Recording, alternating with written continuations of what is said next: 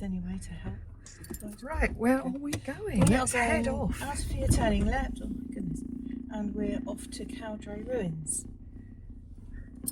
Try not to hit the car that's coming along. That's a very good plan. Very good plan. Beautiful, beautiful clear morning. Nice morning, but chilly. We've got a northwest wind today. We've got a coolness in the air, definitely. Yes.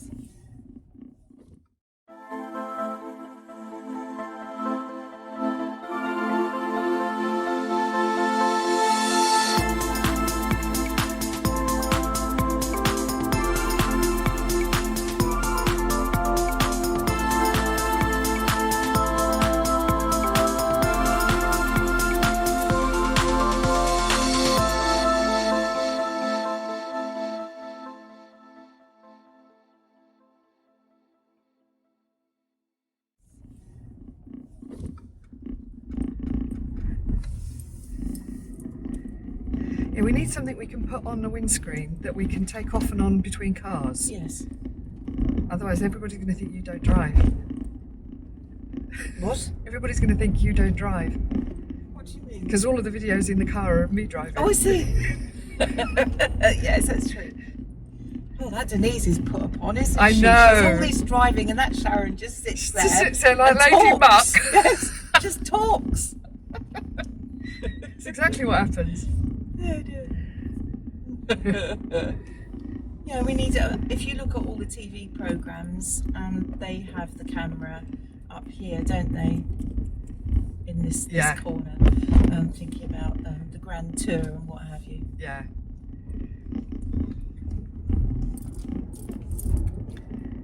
But I'll let you do the talking to the camera, and I'll just keep my eyes on the road if that's all right. I'd rather you did that if you didn't mind. Yes. Yeah. Particularly in these lanes, they're a bit wiggly. They are wiggly woggly. Single track lanes, and they're very, very wiggly, and lots of high hedges, so visibility is not brilliant, and some really sharp left and right 90-degree bends. Now, didn't those bends, those 90-degree bends, come about because originally the roads were built around fields? No, keep going down there. Yeah, I just. So you've got right away. You're Oh, on the main road. well, I didn't know that. It was just three roads converging. You are on the main road. What a joke road! Look. Yeah. Yeah, they were the reason why so many British roads are dogleg, 90-degree, 90-degree, is because they were cart tracks that went round fields. Oh, that makes sense. So you know, Mr. Smith had a field. So if you wanted to go past Mr. Smith fields, you had to go round the corner. That makes sense. We should have filmed our journey home yesterday, because when we came down through the sunken lanes, they're very particular to Hampshire as well. Okay, lanes, yes. Because they were the old cart tracks as well. You can't tell them we should have done that and then not show it to them. No. Well, what we'll do is we'll find some in the future. That's fine. Yes, at some point. We will find some. Yes.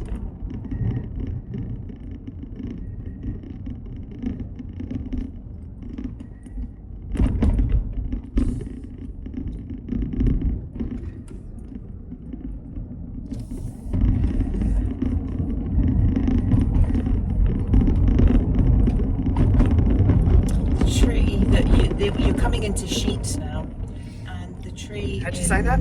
Sheet, S-H-E-E-D. Okay. Yeah, my dad always used to say that Steve had the sheets. Yes.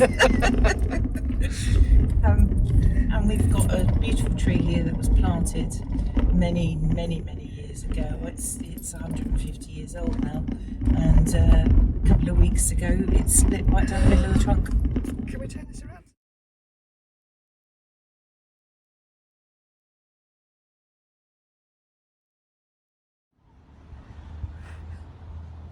So here's our lovely sheet tree. Now tell us about it, Denise, because you've been and had a look at the sign. Well, I had a little look at the sign, and it was planted in 1897 to commemorate Queen Victoria's Jubilee. So it was there as a village thing that they had a ceremonial planting. And they're struggling at the minute, so you can tell us a little bit more about what's happened and what they're going to do. Okay, so what we'll do is we'll turn you round and you can have a look at our tree. So here we go, and you can see what a gorgeous, glorious shape the whole thing is. It's just lovely. Now, how did they get this shape? Well, apparently in Victorian times it was customary to take the centre out of a tree to encourage it to branch like this. And unfortunately, that's going to be the demise of this beautiful tree. You can see the strapping, the blue strapping that we have here in the middle of the tree.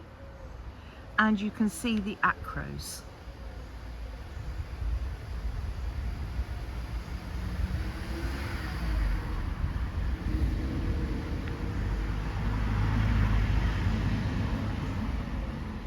So we've got two acrows here, and of course they've had to go all around the green and put the warning tape up. But what happened with the last storm that pushed through, it basically split the tree. The forces of the wind and the pressures of the rain, it split the tree, and they've now discovered, having put a bore through the middle of the trunk, that it has a rotten core. Some of it is rotten. And that means that really the poor old tree may have to come down. They've been and they've cut, you can see this here, and if it were to be lopped, it would be lopped down to this height, and they think that that might kill it, unfortunately. And the idea might be that the tree has to come out, but if it comes out, to be able to plant anything else, you would have to scoop out all of the soil on this green. The roots would have to come out, because the disease that's in there, of course, would affect the next generation.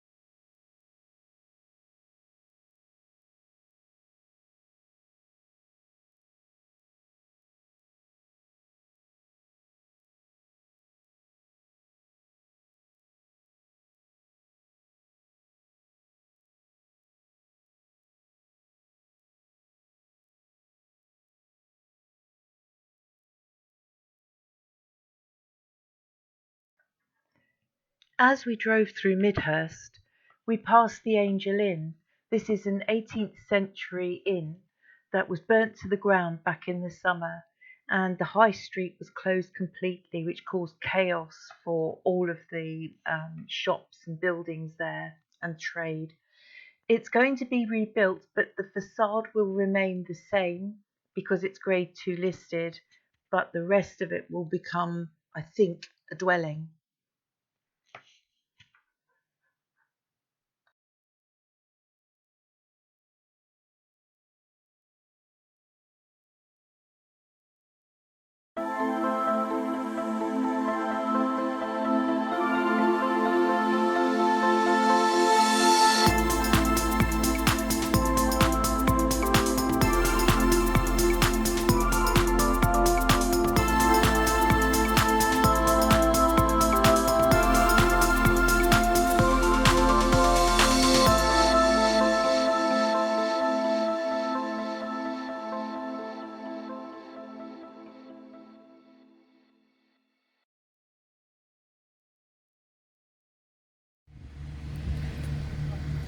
Okay, Sharon, so where are we and what we're trying to do and failing?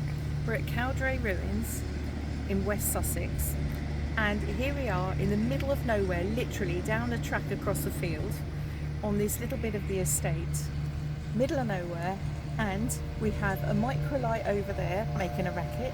Next to us we've got somebody in a van who's pulled up next to us and is just ticking it over. Yeah. And then in the field in front of us we've got a chap on a sit-on mower cutting the grass, and it's just noisy. It's very, very, very noisy. We're hoping that by the time we're set up, they'll have all gone away. But this seems to be. Look, there he is with his mower. This is about what happens to us. Yes, can't hear you.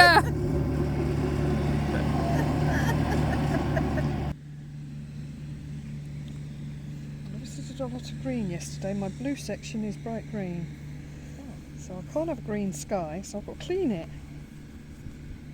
You ever seen me clean my palette? No, you said you weren't going to clean it yesterday. You were quite adamant. I'm not doing that, she said. Well, I haven't cleaned the whole palette. I've just wiped a little space.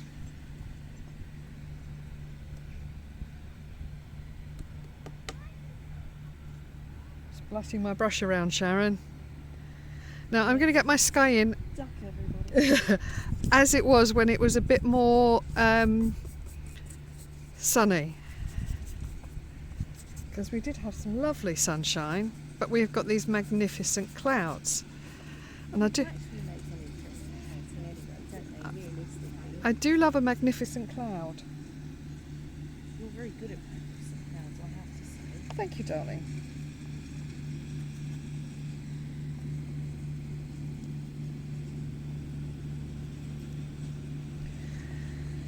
So I'm making myself a mix of colours. I've got various blues. Do you know what? I'm going to do this with a smaller brush today. Yeah, well, because the clouds are so interesting, I don't want to have big sways. I want them to be a little more controlled, and it's not a big piece of paper.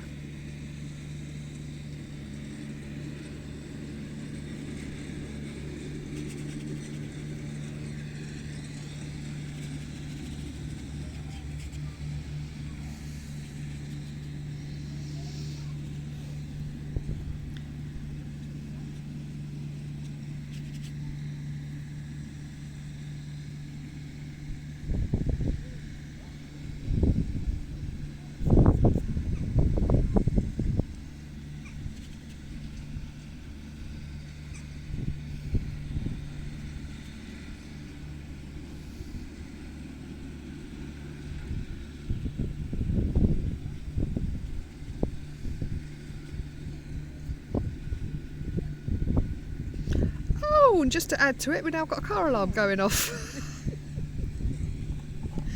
And the car park's a quarter of a mile away.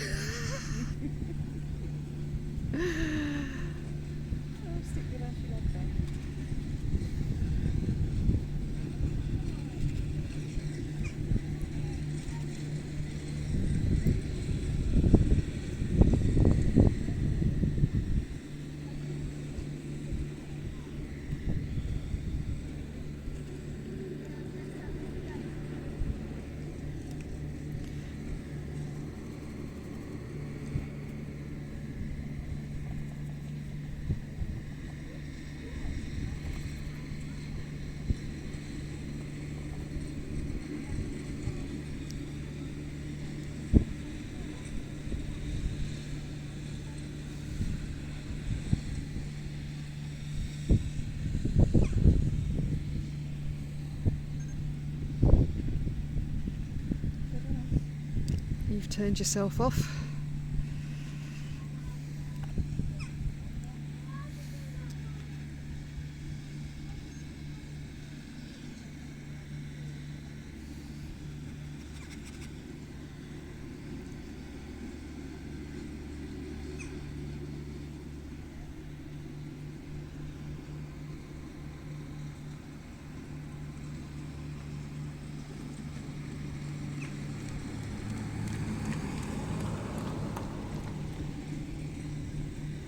How are we getting so many cars down here when it's a pedestrian only area?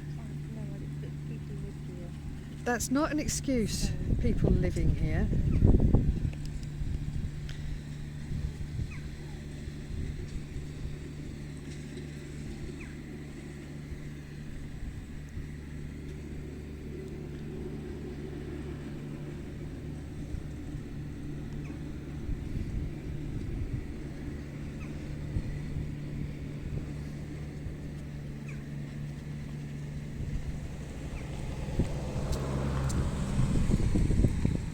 They didn't stay home long.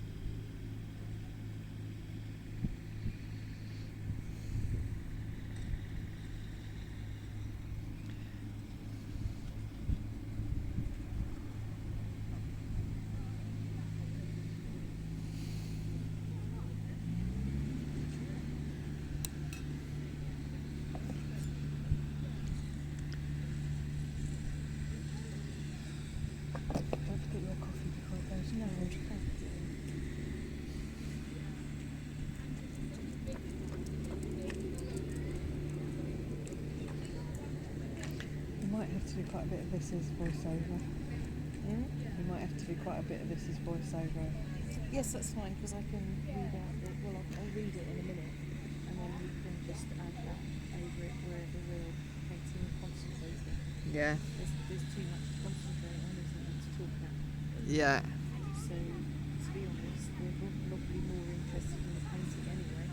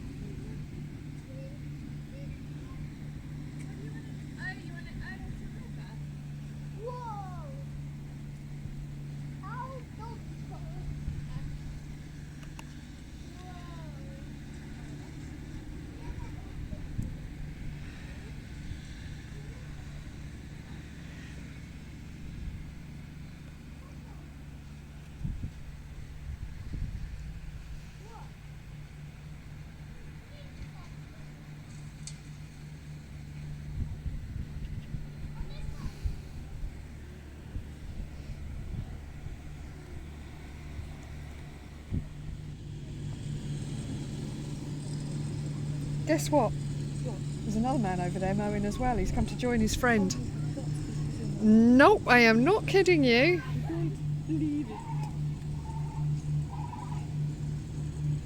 I believe it. I just... I think that's... Isn't that when you do a bit of a face plant, you know, a palm plant on your face? Yes. Just like, could it get any more?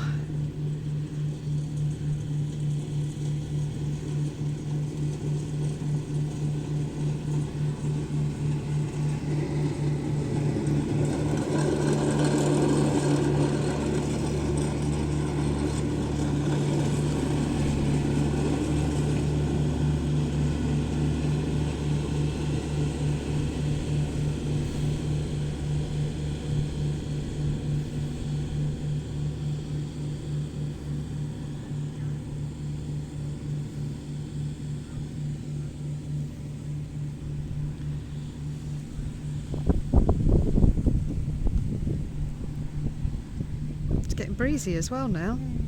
Well, that's be a bit of a squall underneath that cloud, won't it?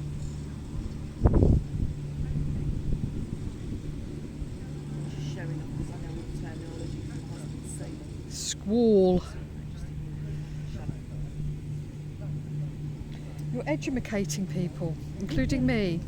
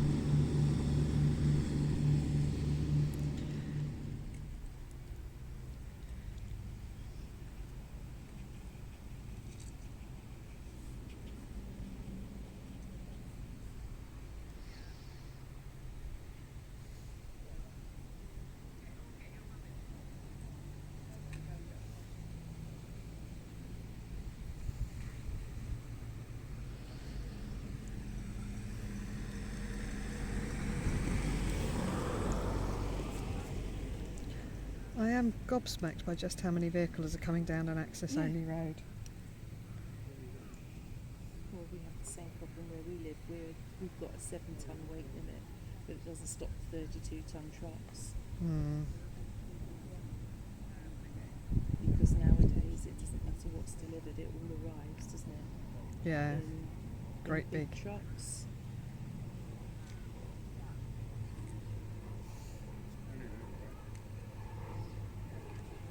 It's like when Pebio delivered, it was a 22-ton truck, Yeah. and you were like, "Can we get it up? Can we? Where can we?" And you're like, Nice place to sit, girls. It's "It's lovely, not, isn't it? not bad at all, is it?" Rather nice. It stays like this for older. Yes. Yeah, you can get it up your drive, could you? No. I had to take my car to the end of the drive and I'll offload the pallets into the back of the car. Literally fully offload them, not. So I'm going to imagine that I've got trees all down through over. I think that's probably quite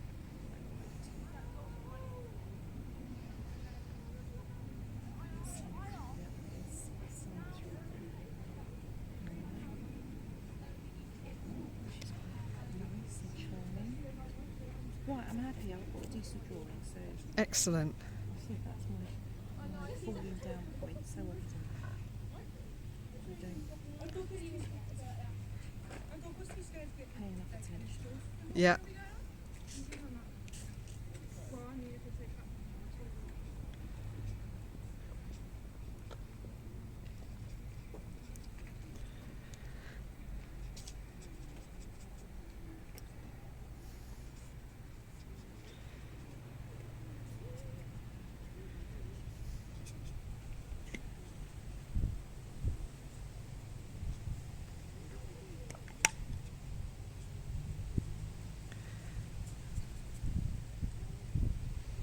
Hello?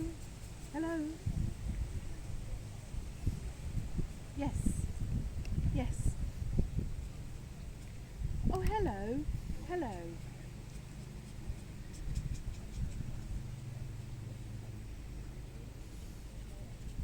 Yep. Just gonna... The 12th of September, which is a Tuesday, and I've got a 10 o'clock slot. Do you like one of those? Right, I'm just going to move over to my calendar. Sorry, what was the date? 12th of September? Yeah, it's Tuesday. Yeah, it's Tuesday the 12th of September.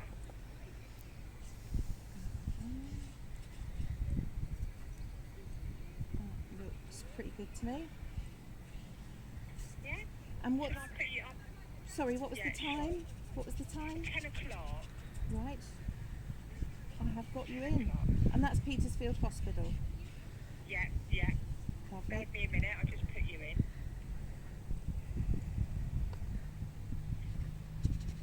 There's both of us busily typing away, no doubt.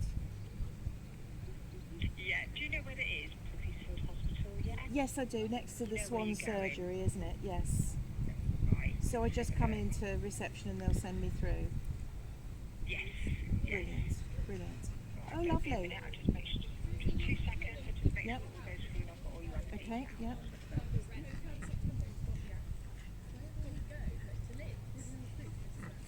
I've got an email, sharon@sharonhouse.co.uk. That's right, yep. Yeah, that's brilliant. Lovely. Oh, thank you. Perfect. Thank you very much. Bye-bye.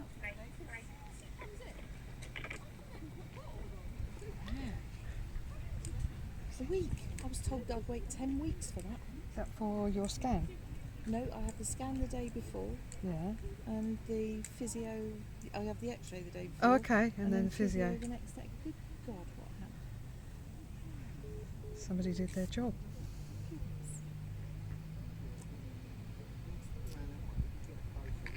Okay.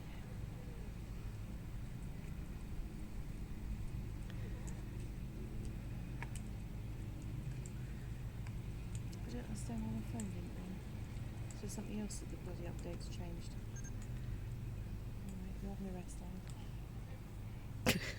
you?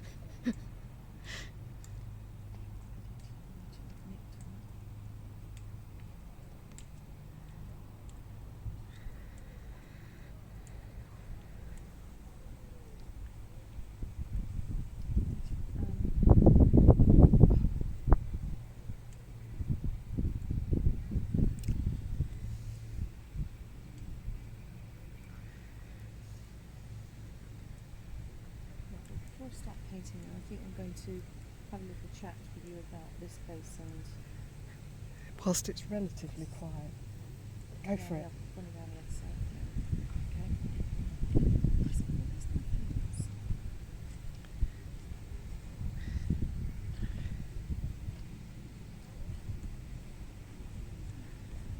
Oh, crowd's approaching, hang on.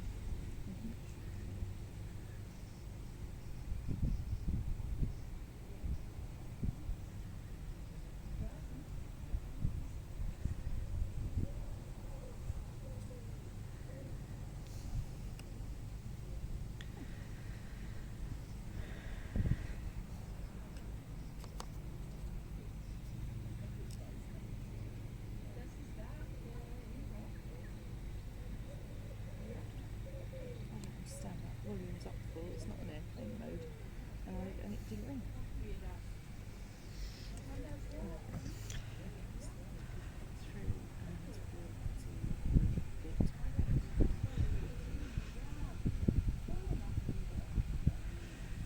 You know they're going to stop there for about 20 minutes now. Let them. It's not nice, yeah. The weather's nice, all that stormy cloud puffing up. That's good.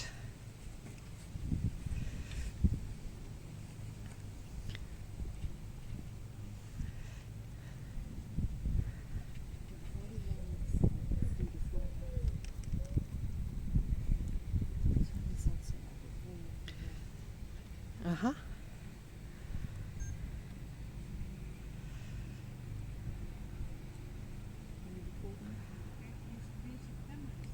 Sounds like it.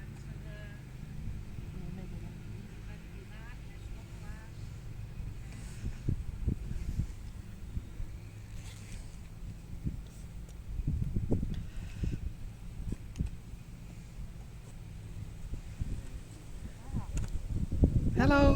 Beautiful day. Is it beautiful? Lovely. Yeah.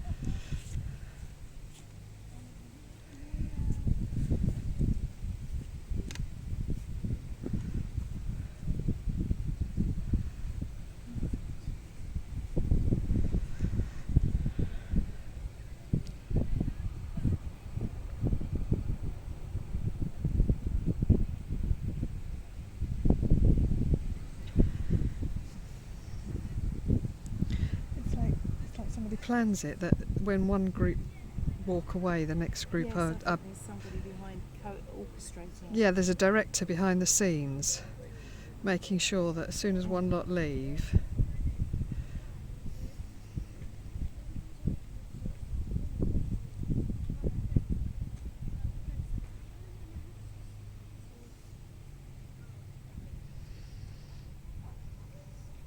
I sometimes feel like that when I'm driving, that you get a really doddery slow driver in front of you, Yes, and that's- as they peel away, And that's just and another one comes hit out. or a tractor pulls in. Yeah, Yes. Okay. Well, I'm going to go for this. Go If for you'd it. like to ask me where are what we? the history is Yeah. of the place. Yeah. So when you're in, yep. So Sharon, where are we, and what can you tell me about it? Okay, well, this is Cowdray House. It was originally bought as a house to live in, and you're looking at the ruins of one of England's greatest Tudor houses, and architecturally it's comparable to many of the great palaces and country houses of this particular time.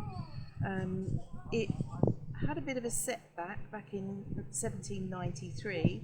They were just about to have a big wedding in the place, and I'm assuming that probably too many fires in the different rooms or in the kitchens. There was an issue, and the whole lot went up in flames. Oh my sadly. goodness, that's a wedding to remember. But the ruins are nevertheless really well cared for, and it's been Grade 1 listed. 1270.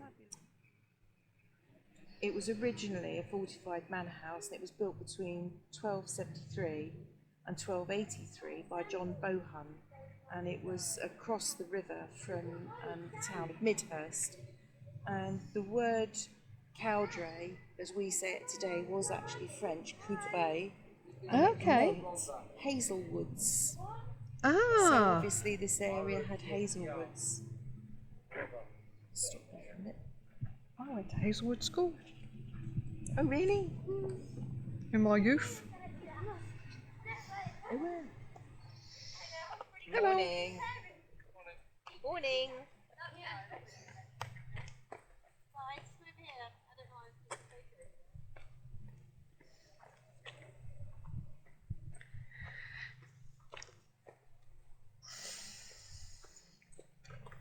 My chin is not tall enough.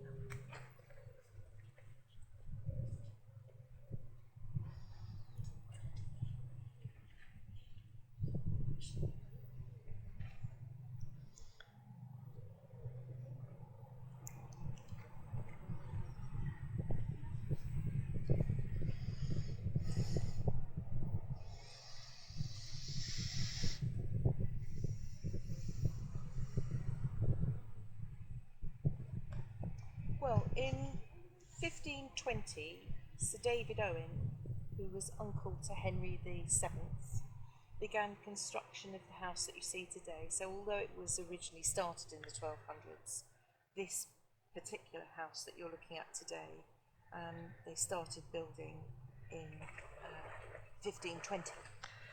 And lots of people have stayed in.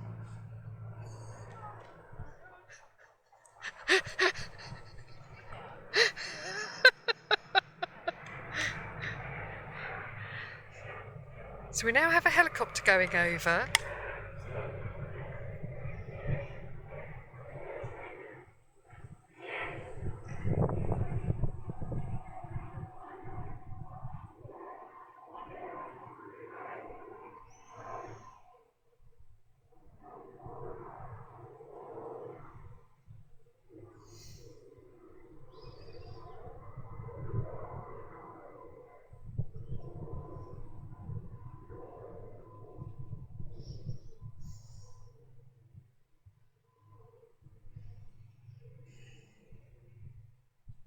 So lots of people have stayed in the house, I mean important people.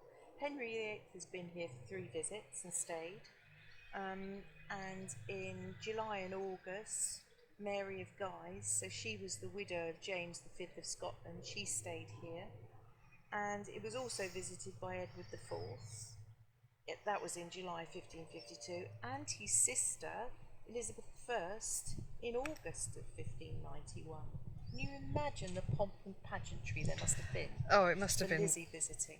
Can you imagine? Yeah, well, no, probably not. And I mean, in 1538, the last surviving member of the House of Plantagenet, that was Lady Margaret Pole, she stayed here. She was actually imprisoned until 1539, and she was the niece of Richard III, and she was taken to the Tower and actually executed, so this was her last place to be. Gosh, lots and lots of intrigue in those days, weren't there? We think we've got it bad with politicians and what have you nowadays, but my goodness, nothing compared to how it was. No, not at all. Can you imagine if that lot got hold of social media? Oh dear. But it's a lovely spot, isn't it? It sits on the river. I can never say this, so just Go on, give it a go. Bear with. River Rother. I have to say it slowly. As it's said. And all the lands around were gifted by Henry VIII. Okay. If they were his to give, which they might not have been. Well, it wasn't. It was after the dissolution of the monasteries. So it was nicked from somebody. Yeah, he just helped himself to all of it, didn't he? It was the dissolution of Battle Abbey, and the land was just grabbed.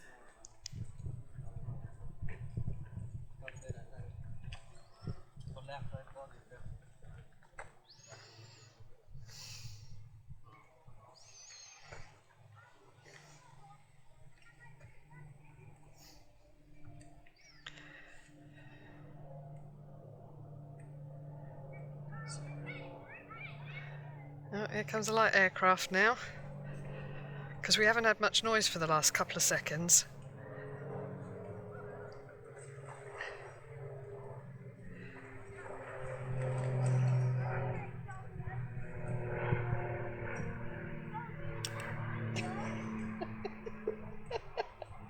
is. I think somebody's up there orchestrating it. Just goes to show, doesn't it?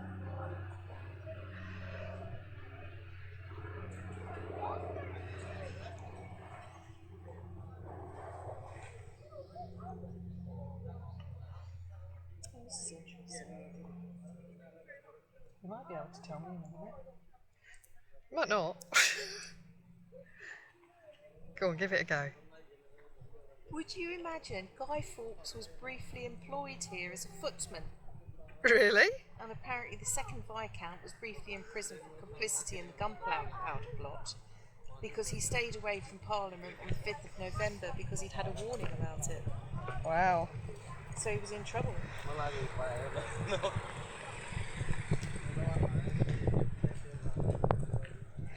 And the house during the Civil War was actually garrisoned by parliamentary forces, and it says that you can see gunfire wounds in the building when you're inside it. You know, Okay. where they Yes. obviously had a few too many bevies, maybe too many sherbets, and got a bit excitable.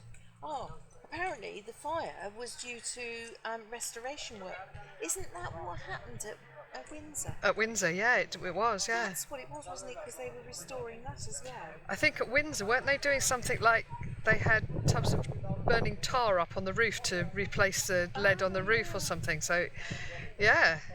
So it says here, the carpenter's workshop in the North Gallery, where some smouldering charcoal was allowed to fall upon the sawdust and wood shavings strewn across the floor, and of course it all went up. So that was the 1793 debacle. Oh dear. Only 3 paintings and a few small pieces of furniture were saved. Well, at least they bothered saving some paintings. Oh goodness! But it's interesting. There's a book written by Anya Seton many years ago. I read it when I was 15, so that was when God was a boy. And it's called Green Darkness, and it tells the story of Cecilia de Bohun, a member of the family who fell in love with a priest. Okay. The story takes place both here in Cowdray and at Ighton Moat, which is in Kent. And years ago, they found in Ighton Moat a skeleton bricked up in one of the walls. And the story goes that, it's Cecilia pregnant with the baby, that her brother Stephen Oh, God. apparently committed suicide, but both of them started their story here. And when we go back through history, you can actually find that these characters did live here. I mean, they're documented. They did live here. So it's Fascinating. interesting. So it's lovely the way she weaves the story of this young Yeah. girl. And having been here, you can now imagine that them living here, It's a very, as a building, I find it very romantic. It's kind of got that sort of, it's not just a functional house or castle or whatever. It's, somebody's designed it because they wanted to have somewhere beautiful to live. Yeah, rather than functionality. Yeah. Yeah. That's how it comes across to me anyway. Book's worth a read though. I mean, it's one of these books where you've got a current story happening. Yeah. And obviously the characters are a little bit psychic, so they pick up on the feelings and the vibes from the past, and they start to relive that past. Got ya. And then the author goes back to the past to describe what was happening and why, these characters are behaving in this peculiar fashion. Very good. I enjoyed it. Interwoven. Yes. I do like an interwoven. I like it.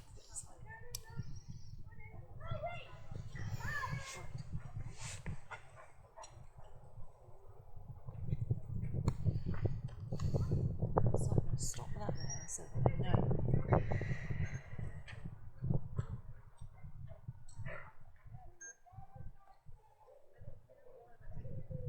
I don't know which one, the double dip or which is a start and which is a Stop.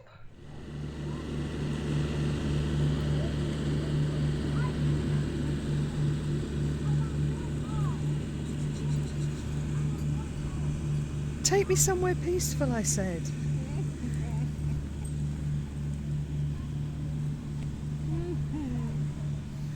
you would have come yesterday here, it would have been quiet.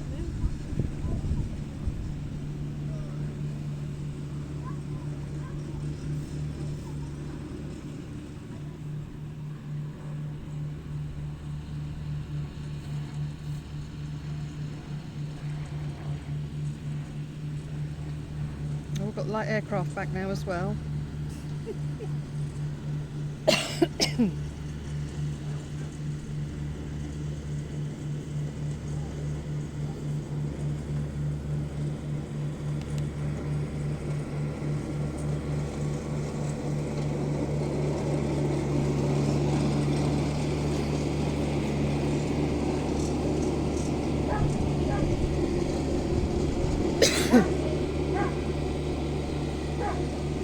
There's more cars on an access-only road.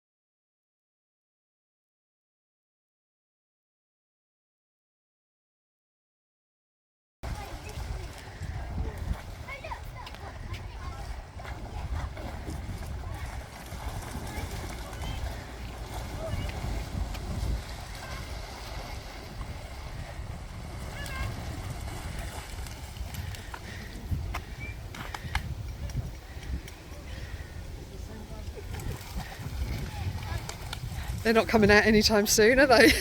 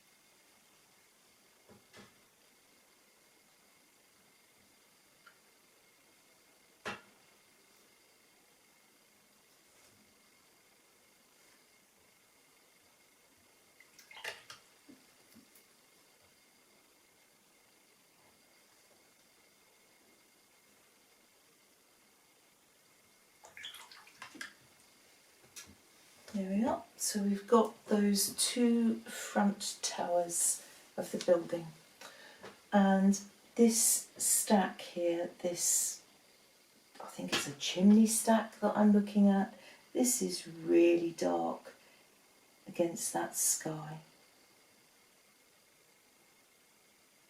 So I want that to stand out really, really harshly like that. stands up there in great relief against the sky. Okay, it's wetter here than it was there.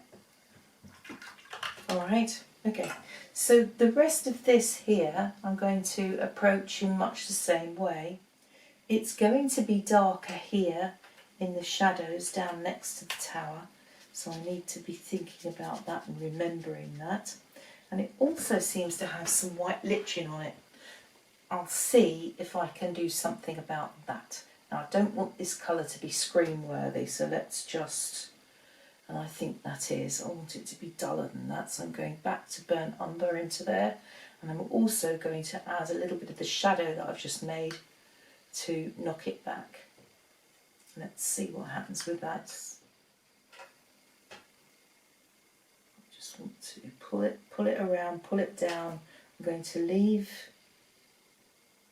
I'm saying that there's lichen, so I'm going to leave some of these white areas. So pull the colour down. I know I've lost the colour, but it doesn't matter, it's still wet, so I can come back up. I can pick up the colour and I can lift some in.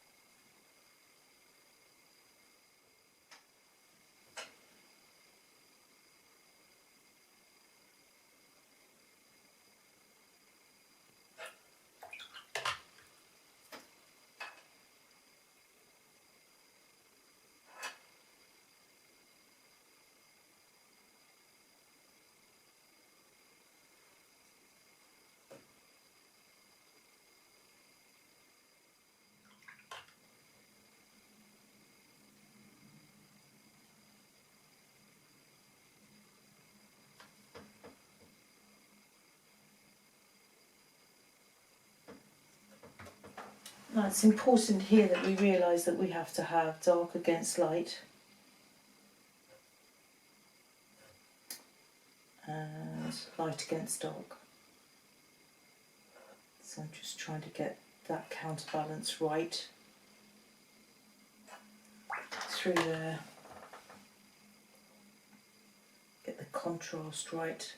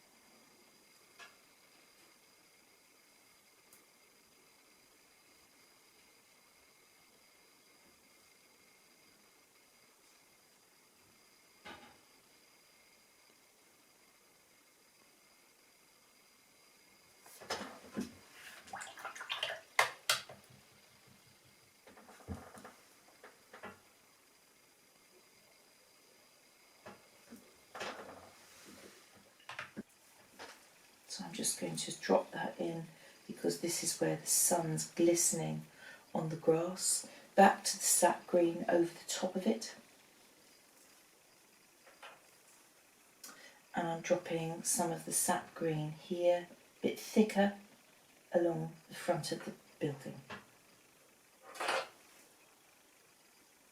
Now I'm going to go into my really rather lovely cascade green.